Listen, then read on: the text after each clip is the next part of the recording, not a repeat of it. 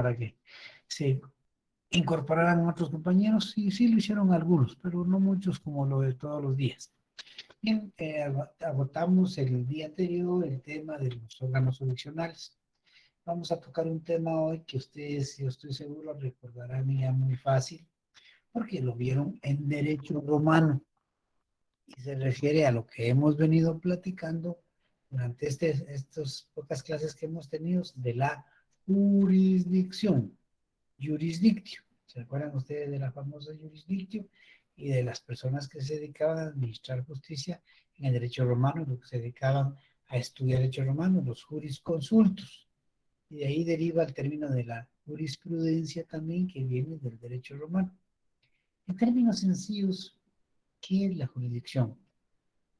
En términos sencillos, ya lo dijimos acá, es la facultad que tiene un juez de administrar justicia. Esa es una definición simple, sencilla, que abarca la función que ejercen los jueces y magistrados. Pero se olvide la función que tienen los órganos jurisdiccionales de administrar justicia. Pueden ustedes utilizar otro con otros términos, puede decir, por ejemplo, que son las personas o las instituciones encargadas de resolver los conflictos de intereses en una sociedad de forma pública, pacífica, de buena fe.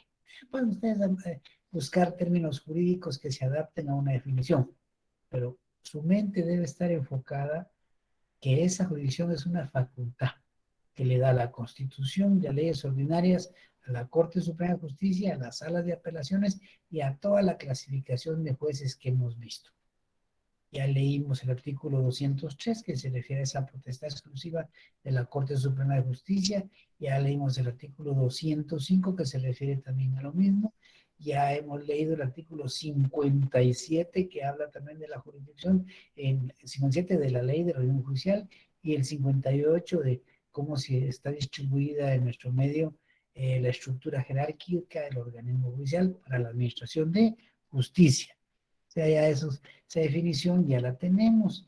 Pero además de eso, de esos artículos que ya hemos señalado, la ley judicial vuelve a recalcar que la función principal de la Corte Suprema de Justicia en cuanto a la jurisdicción se extiende a toda la República. Y para eso quiero, ¿quién me ayuda con la lectura del artículo 74 de la Ley del Orden Judicial?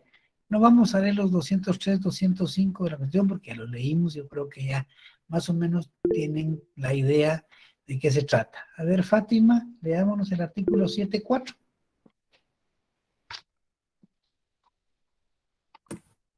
Ahora voy, licenciado. Gracias.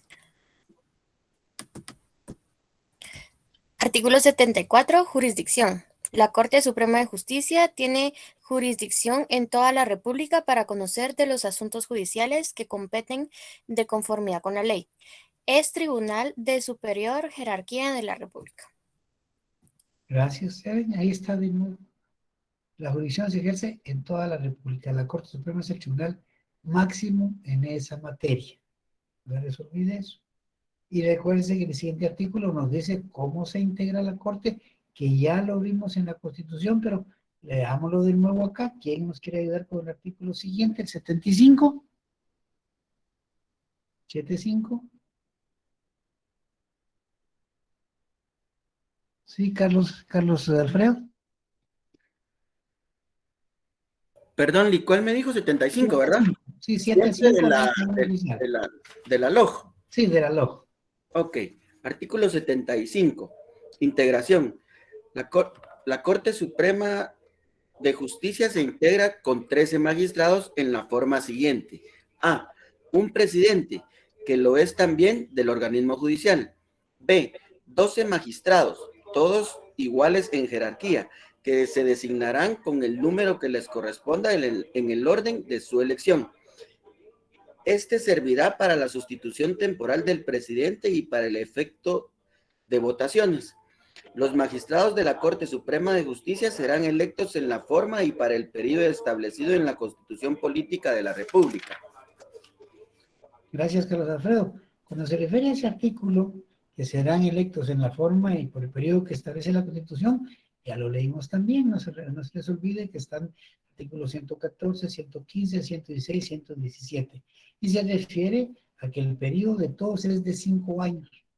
No se les olvide eso. El periodo de magistrados y de jueces es de 5 años. Los magistrados pueden solicitar de nuevo ser reelectos. Los jueces nombrados por la Corte Suprema pueden ser nombrados de nuevo.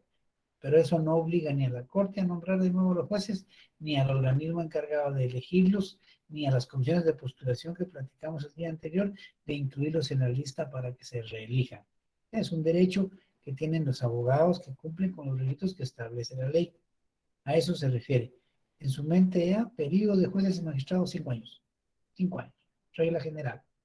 ¿Cómo se integra la Corte? 13 magistrados. Un presidente, 12 vocales, que ejercen jurisdicción en toda la República. ¿Y cuál es la función de la jurisdicción? Resolver los conflictos de intereses o administrar justicia de acuerdo a la ley, de acuerdo a la Constitución y demás leyes ordinarias. O simplemente la facultad que tienen los órganos del Estado de administrar justicia. ¿Qué implica administrar justicia? Resolver los problemas de los ciudadanos de forma pacífica, ¿verdad? Esa es la realidad. Los tribunales surgieron para eso, para resolver los conflictos, que se dan entre los particulares. Y ahí regresamos un poquito a lo que cómo se resolvían, ¿verdad? Recuérdense primero la venganza privada, la legítima defensa, después la autocomposición, que las partes lo arreglaban, y por último la heterocomposición, cuando hay una persona diferente, y es ahí donde entra el juez como alguien distinto, imparcial, ajeno al conflicto, que lo resuelve. Entonces siempre va a ser una persona imparcial, una persona que va a resolver el conflicto de una manera pacífica, justa, tratando de aplicar siempre los principios máximos como son la justicia.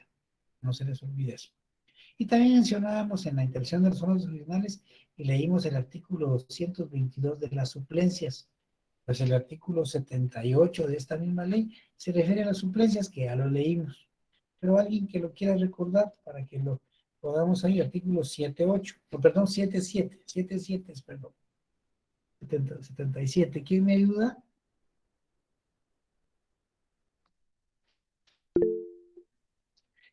Bien, Alan, Mauricio. Araceli, buena tarde. Buenas tardes. Suplencias. En caso de impedimento, excusas, recusación o ausencia temporal de alguno de los magistrados de la Corte Suprema de Justicia, cuando ésta deba conocer en pleno, serán llamados a integrarla los presidentes de las salas de apelaciones o tribunales de similar categoría, principiando con los establecidos en la capital de la República en su orden numérico, en su defecto, los vocales de dichos tribunales y, por último, a los suplentes de estos. Si la ausencia fuere absoluta, se procederá de la misma manera mientras el Congreso de la República hace una nueva elección. Gracias, Alan. Ahí está, mire, eso ya lo se ha hablado. No se les olvide, la Corte Suprema no tiene suplentes. No tiene suplentes, como en el caso de las salas de apelaciones, que ya mencionamos que son 3 los que integran un tribunal de apelaciones, una sala de apelaciones, que es un presidente y 2 vocales, y además el Congreso elige 2 suplentes. En el caso de la Corte no hay suplentes. Si es necesario integrar, se llama a los presidentes de sala en el orden como lo señala el artículo 77. Entonces, lo importante acá es la jurisdicción, facultad de administrar justicia. Ustedes pueden definirlo, como les decía al principio, de la forma que mejor quieran. ¿Y cuáles son las características de esa administración, de esa función del Estado, de esa jurisdicción? Ya sabemos que la primera es que es un derecho público. Igual, todo derecho procesal es público. Y la jurisdicción es parte del derecho procesal. Y si es parte, sigue la misma suerte. Recuérdense, ahí el refrán que dice que lo accesorio sigue la suerte de lo principal. Todo lo principal es derecho procesal. Jurisdicción es un accesorio, una parte. Entonces, si el derecho procesal es público, pues también la jurisdicción es de naturaleza pública, es una característica. ¿Por qué? Porque las normas jurisdiccionales son de imperativo cumplimiento. Quiere decir eso que nadie puede eludir su cumplimiento, ni los jueces ni las partes que participan en un proceso. Consecuencia de que es un derecho, es un derecho público, pues y además es una obligación y un deber del Estado, ¿verdad? No les olvide, eso implica, ¿verdad? Desde el momento en que el Estado se arroga la función de jurisdicción, nos da a nosotros un derecho de exigirle. Y ahí encuadra el artículo 28 en cuanto al derecho de petición, 28 constitucional. Entonces, primera característica es de naturaleza pública. Siendo esa su naturaleza, quiere decir que es de imperativo cumplimiento. No son evadibles o renunciables o aisladas. Si es naturaleza pública, es un deber del Estado y es un derecho de los ciudadanos, es un derecho público. Además de eso, la otra característica es que es territorial. ¿Qué quiere decir eso? Que se aplica en todo el territorio nacional a las personas que se encuentren en él, nacionales o extranjeros, salvo los tratados de derecho internacional, que ya lo hemos leído también en el artículo 5. Es territorial. Y también es indelegable. ¿Qué quiere decir eso? Que un juez que tiene jurisdicción no la puede delegar en otro para que haga la función que le corresponde. No. Él es el responsable desde el momento en que se le nombra juez, él asume una función pública que es administrar justicia y no la puede delegar en nadie, salvo, como mencionábamos el otro día, determinadas diligencias que no puede él realizar, que necesita que un juez de inferior categoría o de la misma categoría o de superior jerarquía o del extranjero le realice alguna diligencia. Y hablamos en aquel día, en ese día que hablamos de este tema, donde decíamos que existen los despachos, los exhortos y los suplicatorios que se llaman carta rogativa. Y esa función eso y de indelegable, ¿dónde lo encontramos? También en la ley judicial. ¿Dónde está eso? Permítanme, está en el artículo, ¿qué artículo es ese? Déjenme recordarme en el momento. Esperen. Déjale mejor. Aquí está. En el 113. A ver, ¿quién me ayuda? 113, artículo 113 de la ley del organismo judicial. Con permiso, Lic. Gracias, Carlos. Jurisdicción indelegable. La función jurisdiccional no puede delegarse por unos jueces a otros. Los jueces deben conocer y decidir por sí los asuntos de su potestad. Gracias. ¿Ya ven? Ahí está claro. Es indelegable, es una característica. Entonces, repitiendo, sus características. Es un derecho público. Consecuencia de eso es un servicio del Estado, una obligación del Estado y un derecho que tienen los ciudadanos de exigirle. Es territorial, se aplica a todas las personas que están en el territorio nacional, independientemente si son nacionales o extranjeros, salvo los tratados de derecho internacional. Y además es indelegable, es decir, que el juez debe cumplirla tal y como se le asignó por la Constitución y demás leyes ordinarias. No puede delegar su función en otro juez, salvo cuando no pueda hacerlo por cuestiones de competencia que vamos a ver. Y a eso se refiere el artículo 114, que podemos también, quien quiere una leidita, creo que ya lo leímos en una ocasión, pero leámoslo, lo que es el 114. Sí, licenciado, ¿me permite? Sí, Carol. Artículo 114. Comisiones. Los jueces y tribunales pueden comisionar para diligencias determinadas a otros de la misma o de inferior categoría, prefiriéndose al de igual materia y de distinta localidad. A los de la misma categoría se dirigirán por exhorto, a los inferiores por despacho y a los superiores y a los de otros estados por suplicatorio o carta rogativa. Gracias, Carol. No se les olvide entonces, solo para determinadas diligencias. Por ejemplo, se demanda en la ciudad de Guatemala a una persona que reside en el Petén. el juez de acá, él no tiene facultades para irse al Petén a notificar esa una demanda. Entonces puede pedirle a un juez de paz, le ordena a un juez de paz, recuerden eso, le ordena a un juez de paz que vaya y le notifique y le manda la documentación. Eso es despacho, le ordena, porque el tribunal, el juez de paz es menor. Pero si en ese lugar fuera más fácil que lo haga un juez de primera instancia, le dirige un exhorto, ¿sí? Son de igual a igual. Pero si hay que notificar a una persona en el extranjero que tiene que comparecer en un juzgado de Guatemala, porque ya sea guatemalteco o sea extranjero, tiene que hacerlo a través de un suplicatorio, es decir, que suplica. También se llama carta rogativa, o sea, ruega que le hagan ese favor. A eso se refiere. Pero de la regla general y la característica es que es indelegable. No puede permitirse que otro juez ejerza las funciones que le corresponden a cada uno de que le asigna la Constitución y las demás leyes ordinarias. Esas son sus características de la jurisdicción. El tema que sigue ya ustedes lo conocen de memoria, estoy seguro que se le va a ir rapidito. Elementos de la jurisdicción. Eso ustedes lo estudiaron, lo repasaron y creo que hasta se los preguntaron en los exámenes de Derecho Romano.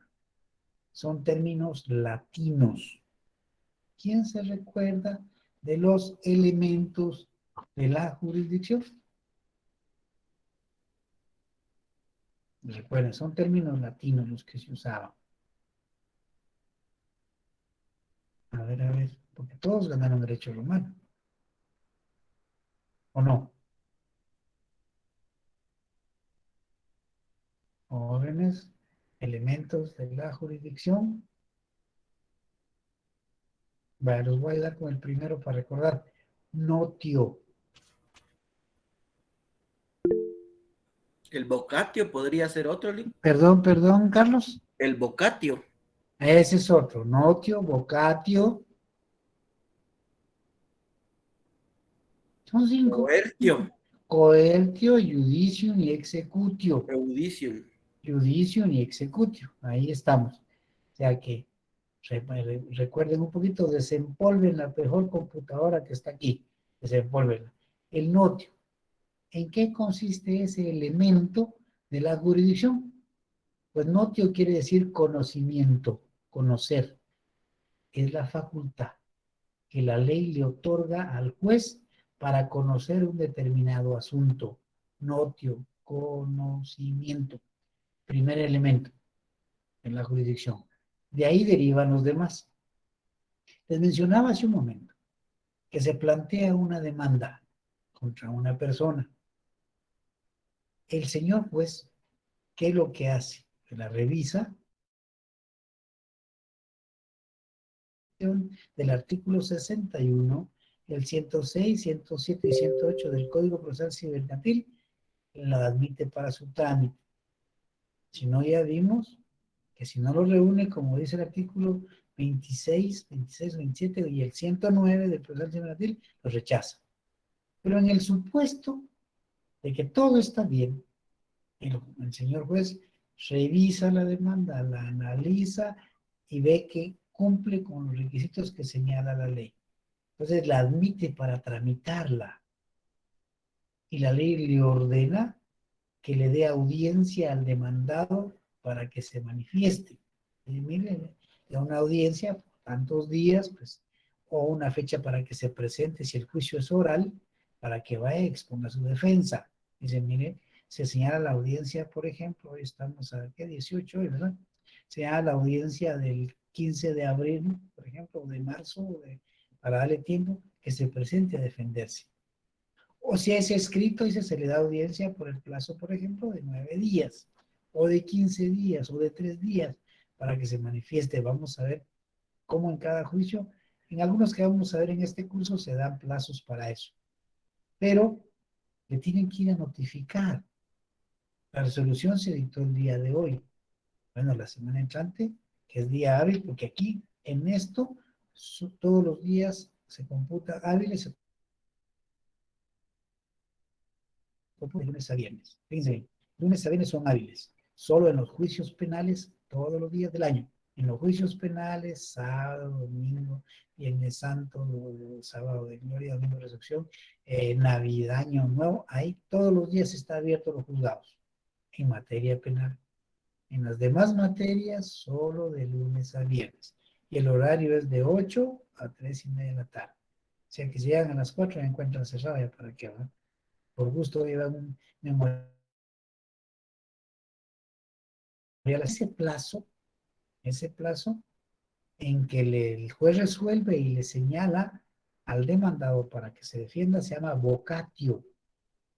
¿Se recuerdan de ese término de la vocatio legis en el proceso de creación de la norma?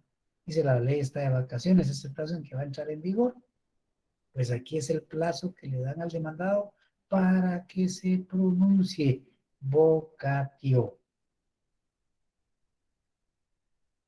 Y aquí hay una situación que puede darse. Coertio, coerción, fuerza. Aquí puede ser que el demandado le pida al señor juez que dicte medidas para garantizar que el proceso sí va a responder o va a funcionar al final. Una medida de coerción, por ejemplo, es que se decrete el arraigo para que no salga del país. Es una medida de coerción. Entonces, si una persona es demandada y un día llega al aeropuerto y lleva con su pasaje pagado y su respectivo pasaporte que va afuera y le dicen no puede salir. ¿Pero cómo? No. Aquí hay una orden de un juzgado. Pero a mí no me han dicho nada, ¿no? Las medidas de coerción se dictan sin necesidad de hacerse saber a las partes. En su momento, cuando le notifiquen la demanda y le van a decir, pero aquí vino la orden ayer y hoy se cumple, desde ayer se cumple y punto.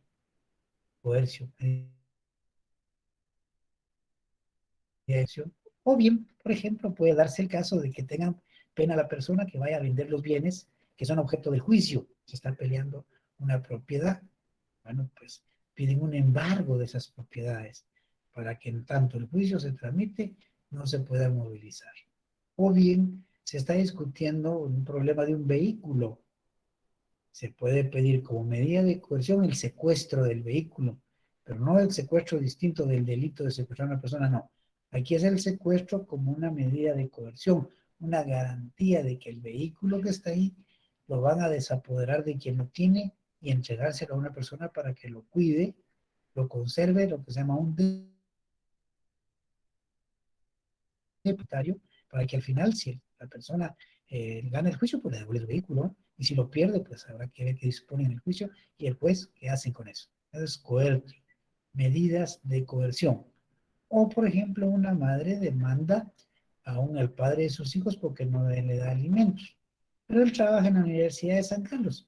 Bueno, provisionalmente fíjense una pensión alimenticia, porque en tanto se discute cuánto en un juicio, los hijos tienen que seguir comiendo y señálele una cantidad que sea razonable para que coman. Bueno, entonces se embarga el salario y se oficia a la universidad que le descuenten el salario X porcentaje y se lo entreguen a la madre de los niños, de los hijos menores que necesitan alimentos o de un mayor incapacitado que necesita alimentos. Ese es el coercio, son medidas de coerción.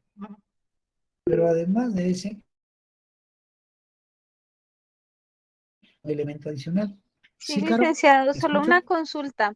Y si, por ejemplo, así como el padre de familia no tiene un trabajo estable, ¿la ley lo puede obligar a dar manutención? Sí, mire pues, primero que él no tenga un trabajo estable, que él no tenga que no se pueda establecer, que tenga ingresos, tiene que hacerlo.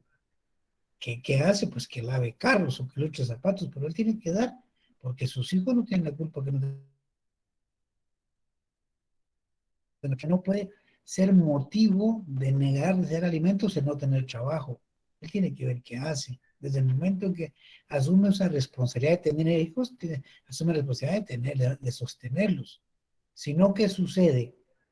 Lo que sucede es simple, comete un delito que se llama negación de asistencia económica y puede ir a ser detenido e ir a prisión. Y no sale si no paga los alimentos.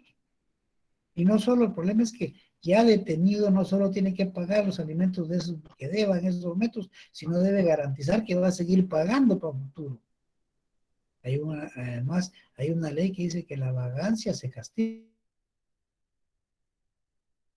es punible. Entonces no puede, entonces si no trabaja es un vago, y eso se castiga también, porque todos tenemos derechos, pero también tenemos obligaciones. No es nada más de que yo voy a tener hijos y que miren cómo salen, no, no. Esa es una responsabilidad, recuérdense algo importante, que la Constitución protege a la familia. En el artículo 1 ya lo leímos, la familia es la base fundamental de la sociedad. No puede el Estado permitir que bajo ese argumento un padre sea irresponsable. Gracias, ¿Sí, licenciado. bien? ¿Sí, sí, Dionel? ¿Dionel levantó la mano? Sí, licenciado, buenas noches. Sí, le escucho. Sí, con respecto a lo de la manutención, sí, estaba escuchando yo de que, bueno, yo tenía conocimiento de que si por ejemplo, yo estoy sin empleo, bueno, queda suspendido la responsabilidad de poder pasar la manutención hasta el momento que yo tenga empleo, es lo que yo sabía que... Mire, O mire, sea, mire. obviamente no me puedo quedar yo sentado en mi casa, pero por ejemplo, en lo que yo estoy buscando empleo, yo obtuve un ingreso, ya pues ya estoy obligado yo a pasar la manutención, ¿verdad? Fíjese, Daniel, que los alimentos se fijan de acuerdo a la capacidad que usted tiene para darlos Ajá. y de acuerdo a las necesidades de las personas que tienen derecho a esos alimentos. Pero en el transcurso, circunstancias de enfermedades, circunstancias de, ¿qué puedo decirle? Accidente. Esas circunstancias especiales permiten que se suspenda la pensión temporalmente. Sí, Pero pues no tiene trabajo, sino. oh, Esa no ya. es una Pues tiene que razón, ser algún motivo, como sí, que a usted le imposibilite trabajar. exactamente. Usted tiene un accidente, no es que yo le diga extraordinario, pero póngase en un accidente que le suspenden,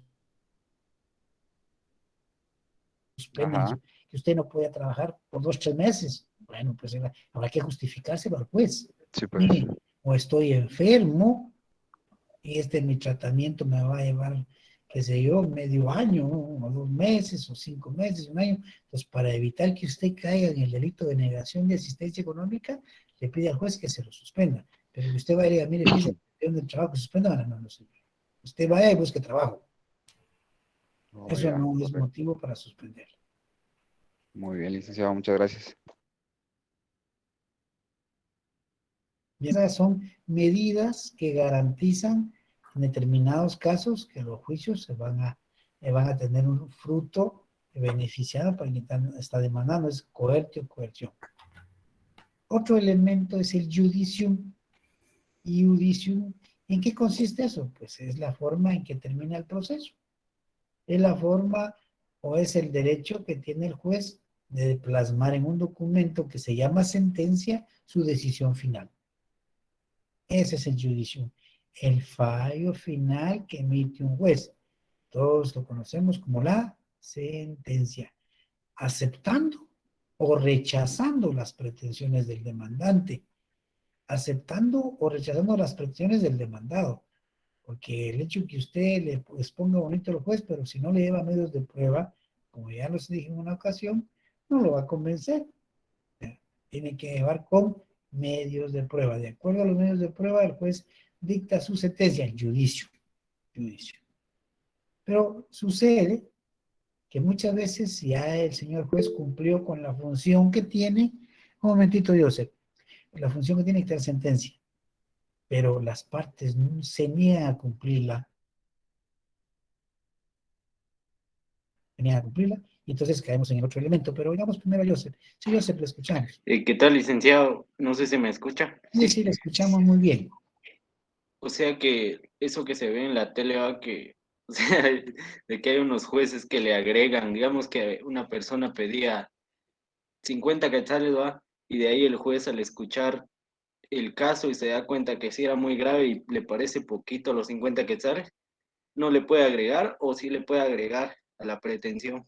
Mire, pues, lo que pasa es que usted, fíjense, pues, usted pide usted pide, pero el juez lee y usted tiene que demostrarle por qué está pidiendo esa cantidad. El juez no le puede resolver más. Un ejemplo sencillo. Usted es padre de familia, es un supuesto, no lo sé, pero usted es un padre de familia. Pero por razones X, usted se separa de la señora y, bueno, no le da alimentos porque hubieron situaciones incómodas de último y quedaron lastimados y encaprichados, como sucede siempre. Y usted no pasa la pensión. O simplemente usted le quiere dar una cantidad y ella no está de acuerdo porque dice que usted puede dar más y gastar más. En eso de que yo no le doy más, entonces viene ella y plantea su demanda. Por ejemplo, le pide a usted, digamos, una cantidad de 2,000 quetzales de pensión alimenticia para sus hijos. Y para ella, si en caso ella no tiene trabajo. Pero si ella trabaja, no tiene por qué pedir pensión, porque ella, al contrario, está obligada a contribuir también para los hijos. Pide 2,000 quetzales. El juez acepta la demanda y pide informes a ver cuánto gana usted. Por ejemplo, que usted trabaja, digamos, en la universidad como oficinista. Y usted gana, por decir, 10,000 quetzales. Entonces, la cantidad que está pidiendo es razonable y el juez le fija esa cantidad, no le va a fijar más porque no pidieron más. Pero veamos otro caso. Ella pide 2,000 quetzales, pero usted gana 3,000. ¿Dónde está?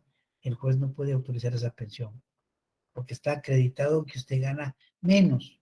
Y lo máximo que puede embargarle y fijar una pensión es el 50% como máximo, que nunca lo fijan, pero nunca fija un 30, un 40%, porque tampoco, como dice el refrán, hay que matar a la gallina en los huevos de oro.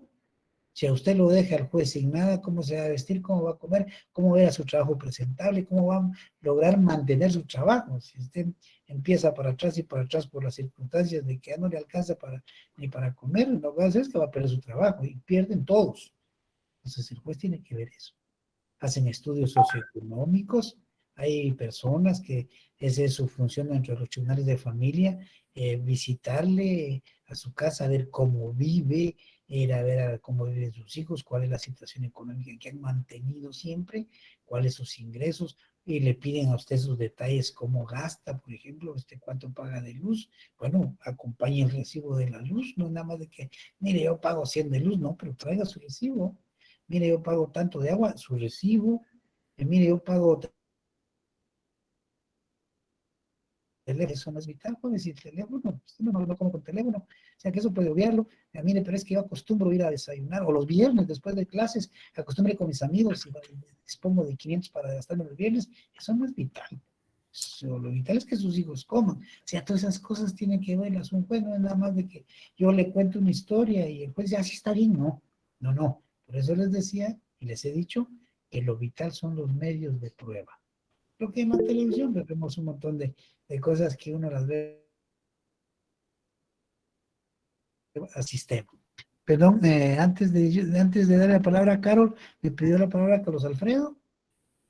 Silic, disculpe, yo entiendo bien que cuando fijan la pensión alimenticia por X monto, pues uno tiene que cumplir, ¿verdad? O el demandado tiene que cumplir. Pasa la circunstancia que se quedó sin el trabajo y usted indicaba que, bueno, tiene que buscar la manera de poder cumplir lo fijado. Hablemos de 1,000, 2,000 quetzales, ¿verdad? Pero al quedarse sin trabajo uno tiene que buscar algo como sustentar y poder cumplir y obvio cómo sustentarse uno. Ahora bien, en algún momento puede ser que si se fijan 2,000 o 1,000 por las circunstancias que es solo dar como abonos y luego ponerse al día en lo que la situación mejora sin tener que caer en el delito que usted mencionaba de Negación de justicia económica.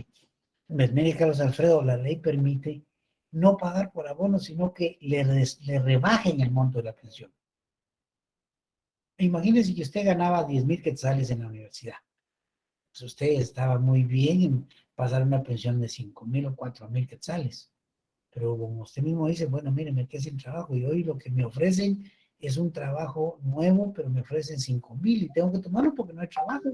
La pandemia nos dejó sin trabajo 5,000. Bueno, no puede dar usted si daba 4.000, ¿con qué se va a quedar? Entonces usted pide al señor juez que le, así en un término simple, que le rebajen la pensión. La ley dice que se disminuya, pero usted primero, en términos simples y coloquiales, rebájeme la pensión. Claro, pero tiene que demostrarse que efectivamente ese evento, esa circunstancia sucedió. Dice, sí, pobre, ¿verdad? Le rebajaron el sueldo y tiene un trabajo, pero hoy gana menos. Entonces, tienen que acomodarse también todos como se acomodan la menos, también sus hijos y su esposa tendrán que acomodarse a ganar menos, perdón, a recibir menos de la pensión. O sea, la ley establece eso, no, la ley no es así como era yo, cruel con nadie, no. Trata de buscar el equilibrio, la justicia del caso concreto, como dicen en la famosa equidad, ¿no?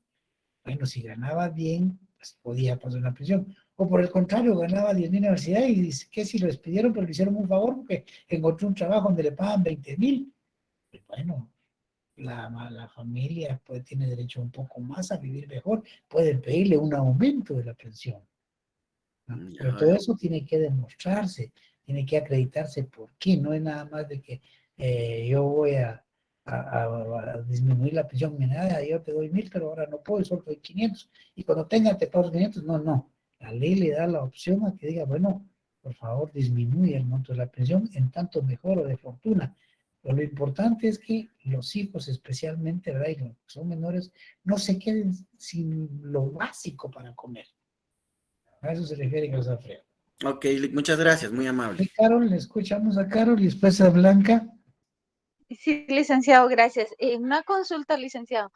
Usted mencionaba que pueden dar de un 30 hasta un 40% 50 al de máximo, Carol, manutención. 50 al máximo. Sí, vaya, pero eso lo aplican sin importar la cantidad de hijos, como puede ser por uno o puede ser por 4 hijos. No, eso es lo que yo le explicaba, que el juez tiene que ver eso, el estudio socioeconómico, el trabajador social. No sería justo, por ejemplo, que tenga 4 hijos y le den lo mismo a alguien que solo tenga uno. No, tiene que ser proporcional. Estudian cuánto pagan de colegio por cada uno, cada cuánto le compran su ropa. O sea, todo eso tiene que ver el juez, porque puede ser que tenga, aparte de tener 2 hijos, por ejemplo, con la actual esposa, haya tenido otros hijos que también tienen derecho a alimentos con otra señora. Entonces el juez tiene que balancear. Dice, no, aquí el interés es de los hijos, no de él, de los hijos. Y cada uno debe tener por lo menos lo necesario. A eso sucede, o sea, no. Imagínense que si fueran 4 hijos, y él gana, por decirle, 5.000 quetzales. Pues lo máximo que pueden descontarle en un extremo son 2.500, pero son 4 hijos. Pero si solo es un hijo, pues bueno, podrá ser 2.000, 1.000 quetzales la pensión. O sea que todo eso se analiza cuando se llevan las pruebas y el juez establece. O le dice, mire, señor juez, yo le puedo dar 1.000, ¿por qué razón? Porque tengo otros 2 hijos, tengo otro matrimonio. O con otra persona con la que tampoco estoy casado, pero tengo más hijos. Y también paso pensión. Y tiene que demostrar. No es así, como le era, no son tablas fijas, así como cuando uno va al súper, que usted dice, bueno, ¿cuánto cuesta la libra de carne? Bueno, vale 20 quetzales, puede ser un precio, y no me la rebaja, no, aquí vale 20, la compra o no la compra, no es así. La ley ve un montón de circunstancias que son especiales de cada caso. Uno se dice, es que mire, fulano tal es igual, en apariencia, en apariencia los casos son iguales, pero no. Cada uno tiene sus propias características y que tiene que verlas el juez, los abogados y las partes. Gracias, licenciado. Sí, Blanca, dígame. Blanca Jiménez pidió la palabra. Buenas noches, licenciado. Sí, Con buenas una noches. consulta. En este caso, si por ejemplo, el papá del niño, pues por así decirlo, ya cumpliendo la manutención, se queda sin empleo y todo eso, ¿eso queda se puede manejar como retroactivo, licenciado? Mire, cuando la ley dice que usted pide alimentos para su hijo desde el momento que lo necesite.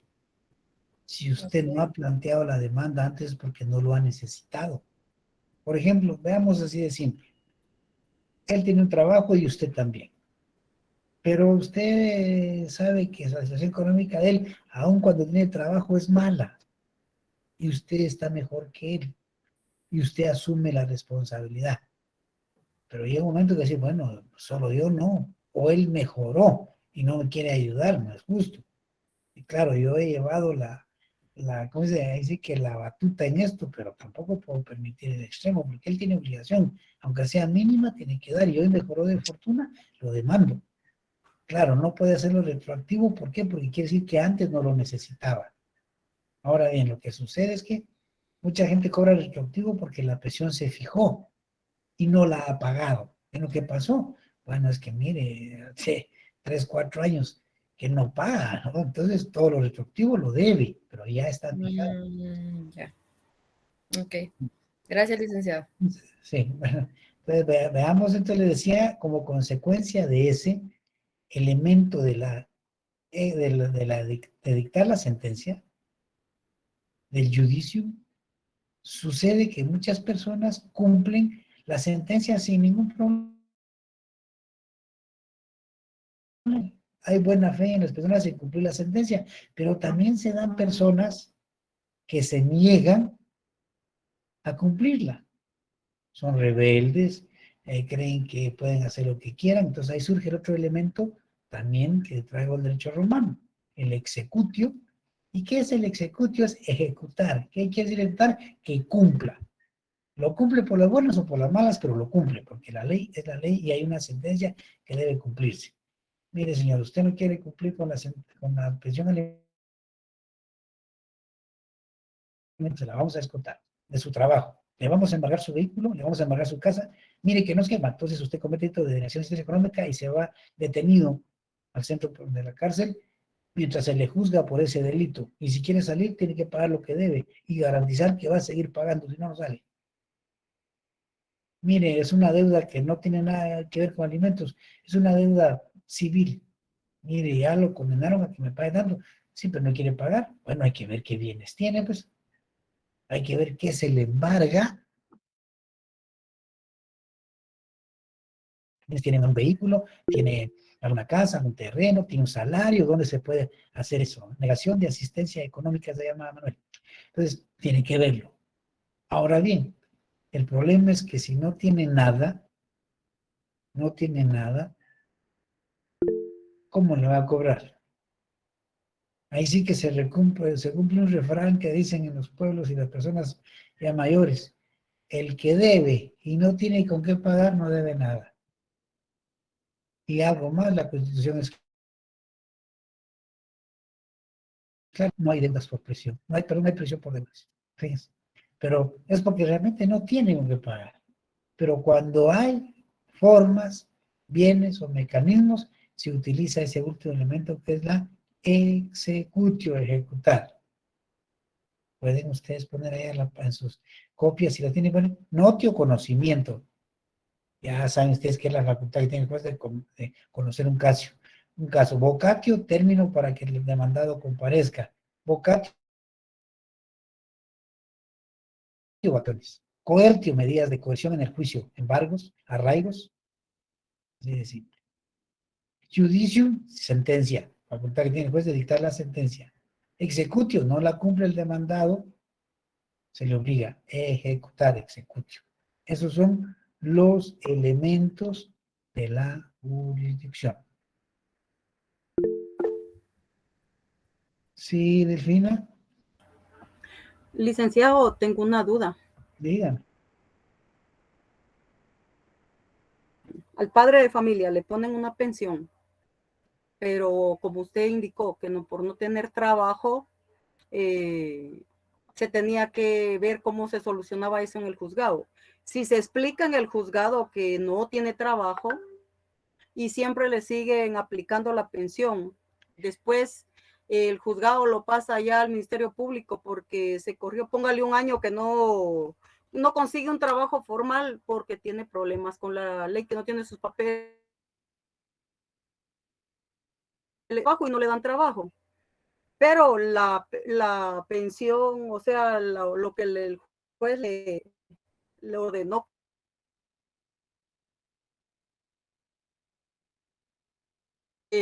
no lo puede pagar porque no consigue un trabajo. Tal vez consigue de hacer trabajitos así, poner una pared de 10 bloques o 20 bloques, no sé, que vaya a ganar unos 50, 75 Un quetzales. trabajo de subsistencia, dice usted.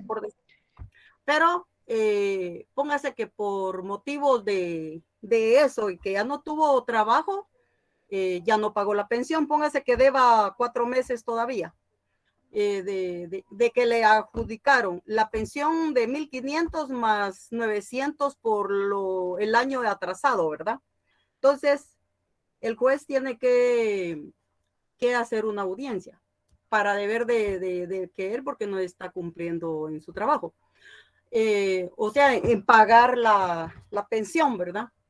Pero ahora viene la mamá y le dice que le va a entregar a los hijos porque no puede, no le están haciendo tareas para entregarlas en la escuela. Entonces, pero póngase que la mamá no se mantiene con los hijos, ella trabaja, se va de viaje toda la semana y después de eso, las niñas no entregan tareas y ahora por eso se las quiere entregar. Pero ella en su trabajo tiene un salario de 8,000 quetzales. ¿Qué sucede en ese caso? Bueno, démosle la palabra a Doris porque puede ser que sea de lo mismo por lo que está diciendo y después le respondo. ¿Sí, Doris? Buenas tardes, licenciado. Disculpe, yo solo tengo una consulta. ¿Esto ¿No aplica? se refiere a esto, Doris? No. Perdón, Entonces, es una ¿sabe qué, duda, Doris? quiero decir. Ajá. Mire, entonces, ¿sabe qué, Doris? Perdón. Entonces, ¿sabe qué, Doris? Lo voy a contestar primero, le voy a contestar primero a la compañera y después le doy la palabra. ¿Le parece? Claro que sí, Lic. Bueno, miren, pues lo que yo les decía hace un momento es que cuando una persona obligada a otorgar una pensión alimenticia se ve imposibilitada de trabajar, pues tiene que pedirle al juez que se la suspenda. O si puede tener trabajos temporales, pues que se la disminuya. Puede suspendérsela por X tiempo que sea razonable, pero tiene que acreditarle al señor juez cuál es el problema que él tiene. Pero si se levanta a las 10 de la mañana a buscar trabajo, ¿no? Rogando a Dios no va a encontrar. O sea que todo depende. Ahora bien, si la esposa o la mamá de sus hijos está en mejores condiciones, pues les decía yo hace un rato que ambos padres tienen la obligación de alimentar a sus hijos. Si usted gana más, digamos, pongamos el caso que sea usted al final, quien gane más, pues usted tiene que sostener la casa, en tanto él consigue un trabajo. O póngase que vivan juntos y él se queda sin trabajo, pero gracias a usted no. Mire con esta pandemia cuánta gente perdió su trabajo. Póngase que usted no lo haya perdido.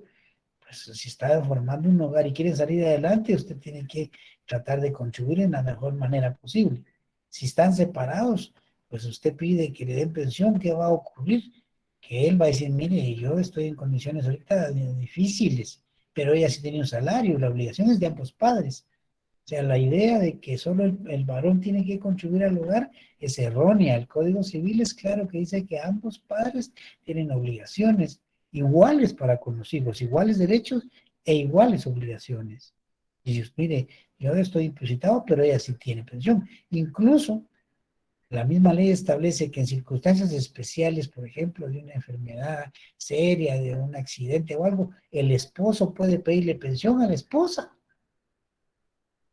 Al revés, ¿ah? Pero es en circunstancias muy especiales, o sea que eso no es. Ahora, lo que dicen que elevar a los hijos, vea que yo tengo ya bastantito tiempo de estar en los tribunales y yo he visto ese argumento. Y le voy a contar algo. Cuando uno le dice, va, está bien, que dé a los hijos, ya no los dan. Solo quizá los han utilizado como un mecanismo de presión. Y le voy a decir algo. En mejores manos de la mamá no puede estar un hijo. El papá puede ser un excelente papá, cariñoso, atento, preocupado, pero la mejor persona que ve por los hijos es la mamá. La mamá es un don especial que Dios le dio. Mire, así, mire, hablemos, yo, mis hijos son grandes, pero les voy a decir algo sencillo. Miren, a uno de hombre le da gripe, lo bota, no quiere hacer nada. Así de simple. La mamá está con gripe y está lavando trastos, está haciendo comida, está viendo por los patojos. Para mí las mamás son ángeles, la verdad. Y ese argumento que le van a los hijos se da, pues, pero cuántas personas, dice, yo me llevo a mis hijos, se dan casos aislados, porque sí hay mamás que también fallan, pero la regla general es al revés, quienes fallamos somos los hombres, pero se da. Y yo he visto que le dicen eso, mire, le voy a, pero le dicen, mire, le voy a dar a los hijos, y cuando dicen, está bien, me los voy a llevar, ya no se los da, porque yo lo he vivido en las audiencias. No, pero es que mire, ya empiezan el que no, y los niños, mire, cuando le dicen a un niño, ¿en qué momento, o en un momento que le digan, mire, ¿por quién decide irse, con su papá o con su mamá? El mismo hijo se queda con la mamá. Cuando el hijo está enfermo, ¿quién está sentado a la par de él? Que tiene fiebre. No duerme la mamá. Ahí está. Que dándole esto, que viéndole el otro, que poniéndole pañitos de agua para que se le baje la fiebre. Que mire que está malo el estómago, pues haciéndole algún tecito de algo, alguna agüita de agua, de algo, agüita de cualquier cosa, para ayudarle, ¿no? Mire, el argumento ese yo lo he escuchado, instinto maternal, pues yo le veo que son ángeles que Diosito los manda, que les da ese don bellísimo de ser madre, ¿no? Así de simple. Pero se da, hay casos que se dan, y hay padres que resultan siendo muy buenas madres, porque la regla general es que son mamá y papá, son mapa, ¿va? Pero también se da al revés, pero es muy, muy raro, muy raro. Así es, Delfina. Bien. Ahora sí, ¿quién me pidió la palabra? Doris, que había dado la palabra de algo. ¿Quién me Sí, pidió? Lick, disculpe, yo quiero hacerle una pregunta en relación de ejecución, ¿verdad? Pero es, por ejemplo, lo que se da mucho. Yo conozco a muchas compañeras de trabajo que tienen deudas de tarjetas de crédito. Entonces ellas como que se desesperan, pero, por ejemplo, si ellas hasta cierto punto ya tienen hasta embargos de salarios, ¿pueden seguir haciéndoles embargos por esas deudas, Lick? Sí, mire, hay límites en la ley que establecen lo que es el alimentos que tienen prioridad. Los alimentos tienen prioridad, pero también es el problema, fíjense que, si yo les decía hace un rato, cuando Carol preguntó lo del monto que se fija, decía que dependiendo de las circunstancias, es hasta un máximo de un 50%, cuando hay varias obligaciones. Y ahí en ese 50% incluyen lo que puede hacer por una tarjeta de crédito, pero la tarjeta de crédito va a tener un porcentaje mínimo. Y fíjense que hay algo más, hay una disposición por ahí que no recuerdo el artículo, pero se lo voy a buscar, donde dice que cuando tiene demasiadas obligaciones y además hijos que también reciben otros hijos más, se puede como un extremo hasta un 70% para dejarle a él a un 30% para que trate de sobrevivir, ¿va? Pero la culpa la tiene él. ¿Cómo se mire? Lo peor que uno puede hacer es meterse a deudas de tarjeta de crédito. Lo peor que puede hacer. Un día que se atrase en no pagar, ya le cobran intereses, gastos administrativos y bueno, ya. Y peor, si se pone a pagar solo el límite, ¿cómo se llama eso? Que le aceptan el límite menor, nunca sale. Yo les aconsejaría que traten, si tienen una tarjeta de crédito, traten de usarla solo para casos muy especiales. Gracias, Lick. No utilicen las tarjetas para... Ese pago mínimo se los come. Ese pago mínimo los hace pedazos. Porque les están vendiendo la deuda y sobre esa deuda les cobran por día intereses diarios. Y si ustedes suman esos intereses, y no solo eso, sino que les cobran los famosos gastos administrativos y se les vuelve un problema. Y no salen, y no salen, y no salen. Y después resultan demandados y ya no es cierto que se ahogan. Entonces no. Está bien tener una tarjeta de crédito por cuestiones de necesidad de una emergencia o algo, pero no para estarla gastando en cualquier lado. Sí, Alan, escucho. Buenas noches, licenciado. En ese caso, si la persona no tiene ni siquiera que le embarguen a uno, ¿qué procede?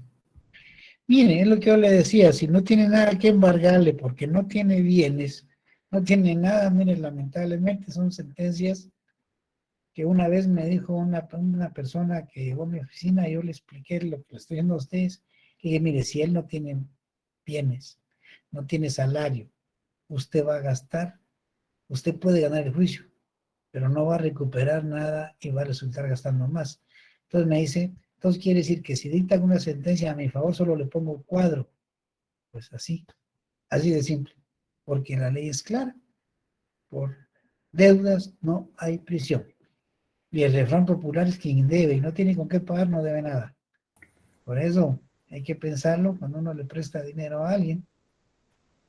Cuando ustedes presten dinero, mejor piensen que ya lo regalaron. Así de simple, no les lo regalar. Y algo más importante quizá para cerrar eso es algo que lo que quiere decirme, Carlos Alfredo, que le la palabra, no ser fiadores de nadie. El ser fiador es lo peor que le puede pasar a uno. Así sea un gran amigo.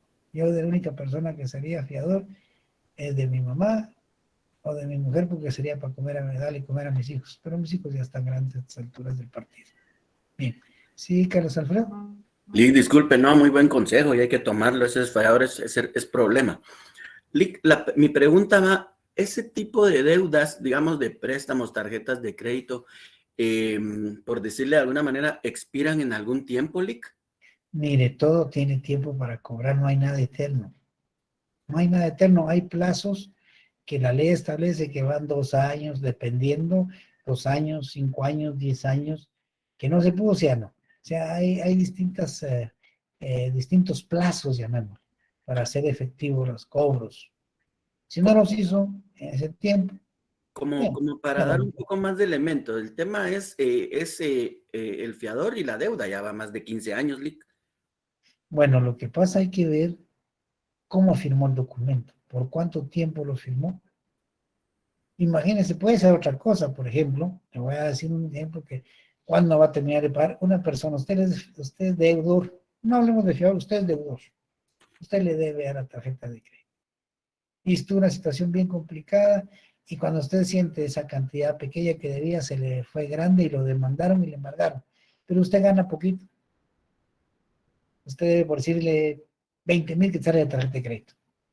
Pero por su salario solo, y tiene una pensión alimenticia que pagar, pues solo le pueden descontar 200. Imagínese usted cuándo van a juntar los 20,000 quetzales si le están descontando 200 mensuales. 15 años, 20 años. El problema es que ahí no, pues, mire, ya prescribió, no, porque le están cobrando. Aunque sea poquito, pero le están cobrando. La prescripción se da, o sea, ya el plazo terminó. Si usted no paga desde hoy y pasaron 20 años, por decir unos años, pues son menos, pues, pero por decir una fecha, no le cobraron nunca en ese tiempo, entonces ya no le pueden cobrar. Pero si usted está abonando porque le embargaron o porque voluntariamente va a pagar, de vez en cuando abona, y ahí le están tolerando y le están ayudando, ahí no puede usted decir, mire, ya pasó el plazo, porque cada vez que usted abona, cada vez que usted le descuentan de su salario o algo, el plazo no cuenta. El plazo cuenta cuando usted deja de pagar. Y le dejan de cobrar. Dice, ya no me cobraron, ¿cuánto tengo? Bueno, ya tengo 20 años que no me cobran. Eso olvídelo, ya se quedó para siempre, ¿verdad? Sí, es que el fenómeno que se está dando, Lick, no sé si alguno de los compañeros o usted tienen conocimiento de esto. Hay, por decirlo de alguna manera, empresas, si se les puede llamar así, que compran las carteras de los bancos. Y están empezando a llamar. Yo porque conozco casos de compañeros que tarjetas de 20 años, por ejemplo, Banco Cuscatlán, hace cuánto que desapareció, y ahora le salen con que le están cobrando, eran 2,000 un saldo y ahora le están cobrando 70,000. Así es. Sí, miren, lo que tienen que hacer ahí es dejar a que lo demanden, man. Yo le diría, si lo llaman, ni vaya. ¿Para qué? No vaya. No, que cuando lo llamen a un tribunal, entonces ahí usted puede impugnar que ya pasó el tiempo para poder cobrar, ya no le pueden cobrar.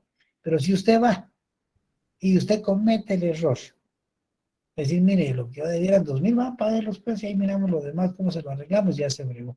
Porque le dan un recibo y ahí usted dejó sin efecto todo el tiempo que ha pasado. Claro, claro. No, pues en este caso son 15 años, como le digo, y sin ningún tipo de cobro.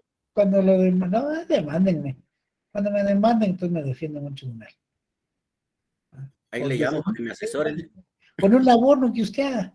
Va, pero No, ahí sí ya, sí, reactivo como quien dice la deuda. sí, así es. Digo, mire, no tenga pena, pues usted era 2.000, va, traiga unos 500 mensuales. Y ya la fregó. Ya la fregó porque ahí reactivó todo de nuevo. Claro. Muchas gracias, Liz. Le agradezco su Va, no hay pena. asesoría. Pero algo importante es que no se metan a deudas así. ¿Para qué? Bien, entonces estos elementos, como les decía, son los de la jurisdicción que ustedes vieron en su derecho romano. 5 elementos: notio, vocatio, coercio, judicio y executio. Déjenme solo terminar el temita esta que es poquito, entonces le damos la palabra a Delfina, a Alex, que le dieron la mano. Bien. Ahora bien, para terminar el tema, dice la división de la jurisdicción. ¿Cómo se divide la jurisdicción? Clasificaciones encontramos un montón, pero hay libros o autores que toman la división de la jurisdicción como también división de la competencia, que son dos cosas distintas, y que lo vamos a ver en el tema de la competencia. Aquí vamos a ver qué es la competencia y qué se diferencia de la jurisdicción, pero en este momento solo quiero que tengan presente la división, así como digan, división de la jurisdicción, división, y se divide en temporal y secular o religiosa, eclesiástica, temporal y eclesiástica. Pues la temporal es la que se realizan con los hombres en los tribunales, en la judicial, que se le llama siempre judicial, también militar, cuando los tribunales militares tienen sus propios tribunales, la institución militar tiene sus propios tribunales y sus propias leyes, como sucede en el caso de Guatemala. Ellos tienen su propio código militar y tienen sus propios tribunales que los juzgan en asuntos relativos con problemas militares. Cuando ellos cometen un delito de orden común, están los juzgados comunes, pero cuando son de los que establece el código militar, tienen su tribunal militar. Y en algunos países que tienen otro sistema diferente al nuestro, se da la administrativa. Quiere decir que ahí no hay organismo judicial, como son los países que tienen tendencias de socialismo. Ahí es un órgano administrativo el que resuelve los conflictos. Entonces se llama jurisdicción administrativa. Bueno, y la eclesiástica, pues es la que se ha aplicado y se aplica en la actualidad en las iglesias, especialmente la católica, que tiene sus propios sistemas para resolver sus conflictos. Y vemos ahí las cosas ilegales, arbitrarias y no buenas que han hecho, ¿verdad? A eso se refiere. Entonces no se les olvide la división de la jurisdicción. La temporal, que se divide en judicial, militar y administrativa, y la eclesiástica, esa es propia de la iglesia. Bien, ahora sí le damos la palabra a Delfina. Delfina. Sí, licenciado. Fíjese que a mí me sucedió algo, ¿cómo decirle? Una tarjeta de crédito. Cuando era Citi, yo tenía 2 tarjetas y las estaba trabajando bien. Cuando ahorita que ya se pasó a Promérica, me mandaron ellos 2 tarjetas cambiándome las antiguas. Le comento que hay una tarjeta que está sellada porque yo solo una abrí y la otra la mantuve cerrada. Le comento que me hicieron ¿cómo se llama esto? Cobros. O sea, ellos pagaron con mi tarjeta que está sellada como 850 quetzales en recargas de teléfono ¿cómo se llama de Movistar. Yo fui al Ministerio Público, primero fui a recabar toda la información al banco, fui al Ministerio Público, está la demanda, y puede creer que el año pasado, como en agosto, me salió de que ellos metieron una demanda a tribunales. A mí no me notificaron nada hasta ahora en diciembre de 2020 fue. Allí en agosto o 2020 fue que hicieron la demanda, y diciembre de 2021, del 2020, de mi, ¿cómo se llama? De mi dinero que me daban en periodo de vacaciones, aguinaldo. De ahí me descontaron todo el dinero y me descontaron como 1,700, creo yo. Son bárbaros. Y la tarjeta está cerrada. Mire, hay una, aparte del Ministerio Público, déjeme, se llama este, no se puede ir a poner la denuncia, espéreme. Se ponen la denuncia y ellos investigan e incluso sancionan. Los sancionan a ellos. Es algo referente al consumidor y al usuario. Es una institución también que... ¿No es la Diacolic? Ahí, la Diaco. Sí, Pero la está en el superintendencia Ministerio de de banco Economía. te podría ayudar. Perdón, Johnny. La superintendencia de banco puede ayudar también. También, pero fíjese, sí, también, pero la Diaco yo he visto algunos procesos en que ha intervenido e incluso los ha sancionado. Les ha impuesto multas un poquito fuertes a esas instituciones. Si usted pudiera, Delfina, a verse a la Diaco, que tal vez le puedan hacer ayudarle, y como dice Johnny, tal vez a la superintendencia, porque es más efectivo, porque el Ministerio Público puede ser efectivo, pero tiene exceso de trabajo.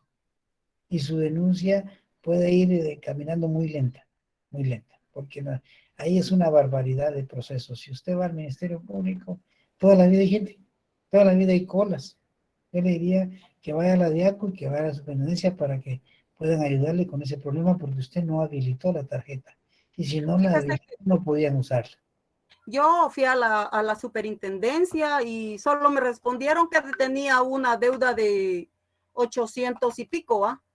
Entonces, y no me dieron mayor trámite. El banco dijo que no sé qué. Yo no tengo números de teléfono. Yo nunca tuve números de teléfono primero de esa empresa que me cobraron, ¿verdad? Están cobrando. Ajá, iban de 100, de 50 y así me cayó a mí. Cuando yo solicité, me dieron las constancias, todo eso está en el Ministerio Público. Lo que sí no he hecho es ir a la Diaco. Ahora voy a ir al...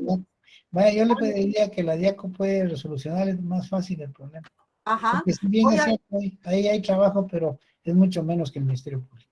Sí, yo voy a ir al ministerio a solicitar los documentos con que ellos me debitaron la plata, ¿va? Con copias que lleve a la Diaco. Ajá, porque para el 3 de ahorita de marzo me mandó a llamar ya al Ministerio Público por el procedimiento, que ahorita ya, o sea, según me dijo, que hasta podía llevar mi abogado. Entonces puede esperar al 3, tal vez ahí tal vez puede estar mejor porque ya tal vez avanzó bastante su asunto. Ajá. Bien, Delfín. Gracias, licenciado. Ojalá que tenga eco su reclamo y tenga éxito, ¿eh? Porque eso de las tarjetas es bien terrible, terrible. Bien, entonces, sí, Carlos de León. Buenas tardes, licenciado. Perdone la pregunta.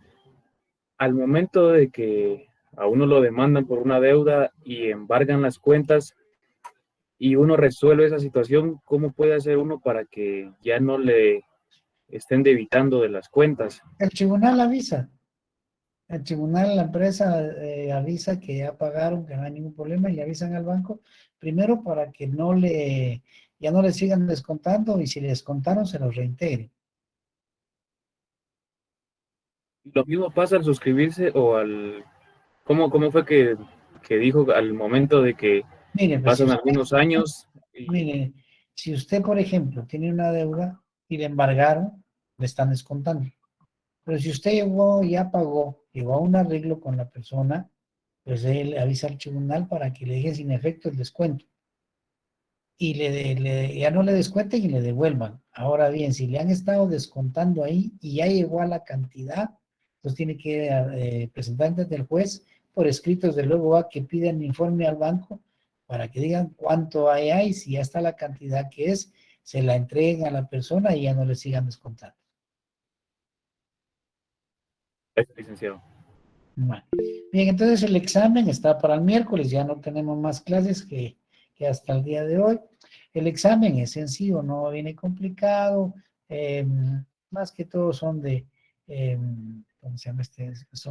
Eso sí, el examen es aleatorio, no se les olvide, es aleatorio y de selección múltiple. Son 15 preguntas sencillas de lo que hemos visto.